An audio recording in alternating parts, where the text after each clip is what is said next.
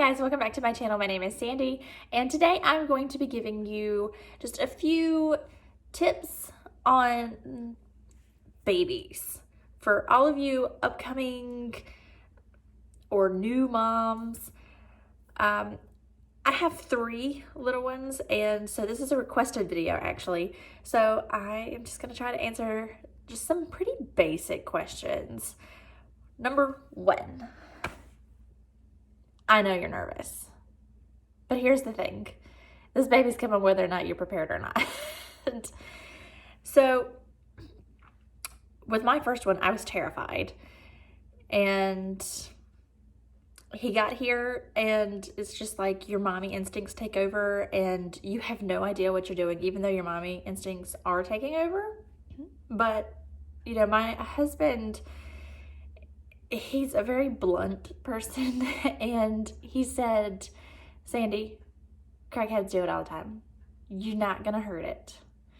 So that was with our first one, and he scared the devil out of us several times. And he is 6 years old now, so I know you're gonna be nervous. It's okay to be nervous. Don't let anybody tell you that it's not okay to be nervous, because it completely is. Number 2, everybody and their mom is going to tell you to sleep when the baby sleeps. They're also going to tell you that you need to get as much rest as possible before the baby comes. Let's be real. Right now, you are so uncomfortable if you have not had that baby yet. So uncomfortable. You can't sleep. Your back hurts. You got to pee every 5 minutes. Who has time to sleep? And your hormones are raging. You want to clean everything. You want to cook up the entire house and eat the entire house. When are you going to sleep? I never understood that. Like, with all 3 of my kids, I never got to sleep before I had the baby. And then when the baby comes, yes, sleep when the baby sleeps. I don't care what needs to be done. I don't care how bad of a wreck your house is. You tell people, do not come to my house right now. Sorry. No visitors. The baby's sleeping. I need to get some sleep. If you have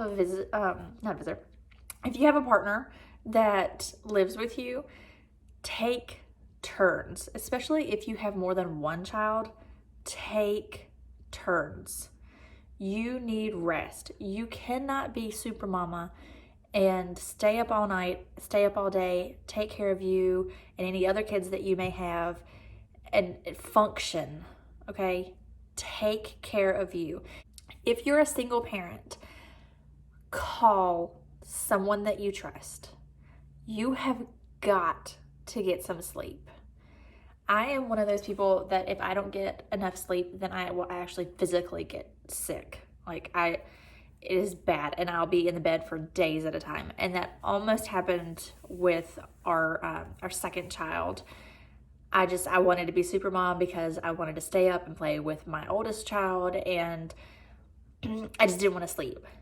You've got to sleep. That is my number 1 tip out of anything. Sleep. It will make you a better person and a better parent. Speaking of sleep, while we're on this, I'm not going to say this number 3. I'm going to say this number 2 still. Where the baby sleeps. Look, let's be real. The doctor's office is going to tell you the baby has to sleep in their room, on their back, or whatever it is this month, because it goes back and forth between either on their back or they're on their belly or whatever. I always started my kids off on their back, and I started them out in a pack and play beside of my bed, because I didn't want to be running through the house in the middle of the night every 5 seconds checking on them to make sure that they were breathing. So we set up a pack and play in our room right beside of my bed so that I could just literally roll over, grab the baby. I don't know if that's being lazy or engineering. I don't know. But that's what we did. If you want to get one of those bassinet things that kind of hooks onto your bed, I'm cool with that. You sleep how you sleep, okay? And I have nurse friends and everybody else, and they all said, no, don't ever do that. They had kids. The baby was in the bed with them. They were. And here's another thing. You know, if you want to be one of those parents that holds the baby all the time, or you have a separate bed that you go to and it's just you and the baby because your husband is like terrified that they're going to squish the baby or something, that's fine. You do what is comfortable and what you feel is right as a parent. You are the mom, okay? You're the mom. I'm probably going to get some hate mail because of that, but whatever. You are the parent. You know what's best for you and your baby. Just saying. Number 3, the hospital stay. Do not overpack for your hospital stay. More than likely, you live within 5 minutes or 10 minutes of your hospital. That's just the way that it is. Your significant other, parent, somebody can run to your house and go get something if you really, really need it. Have a couple bucks on you for vending machines or whatever. Our hospital doesn't even have vending machines. Use all the supplies that they give you. Don't bring your own supplies unless you absolutely need to. One of our babies, it was so funny. Our first child, he was a big boy and he did not fit well in the newborn diapers, and that's all they give you, and that's all they have on hand is newborn diapers. So we had to run out and actually go get some different diapers just so that our baby could be in diapers because he was big. Also, for your spouse, don't give them a hard time when, you know, they've stayed up the whole time with you and the baby at the hospital. If they need to run home and take an hour or two nap, it's okay. Let them go have a nice shower and 5 minutes to themselves. All right, number 4. This kind of goes along with the hospital stay, but I'm just gonna say it.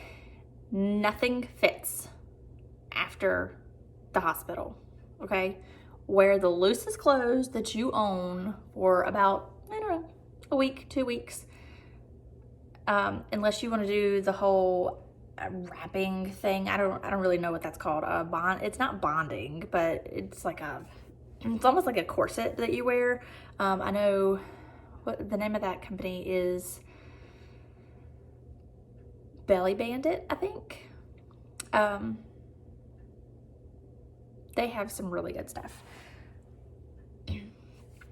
Also, before you leave to go to the hospital, make sure that you have already bought Duraplast and witch hazel pads. You'll know why after you have the baby, okay? Just throwing that out there. And some hospitals provide those items for you and some do not. So make sure that you have some at the house ready to go in case yours does not. And also, nobody likes those little underwear things that they give you, but hey, it works. Okay, and they give the little squirt bottle and all that stuff. Make sure that that's in your bag for when you're going home. Number 4, 5.